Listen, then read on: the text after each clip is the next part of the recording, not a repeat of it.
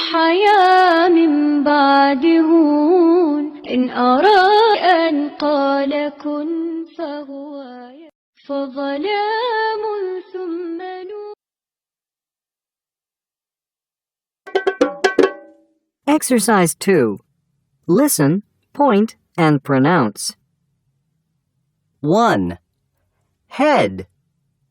Head. Head. 2. Shoulders. Shoulders. Shoulders. 3. Knees. Knees. Knees. 4. Toes. Toes. Toes. 5. Eyes. Eyes. Eyes. 6. Ears. Ears. Ears. 7. Mouth. Mouth. Mouth. 8. Nose. Nose. Nose. Fun time.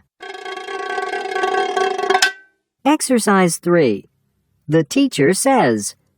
Touch what the teacher says. Are you ready? Let's start. The teacher says, touch your nose. The teacher says, touch your ear.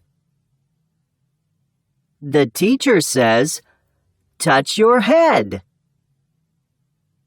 The teacher says, touch your eye. Touch your mouth. Uh-oh. Okay, good. Let's play for real.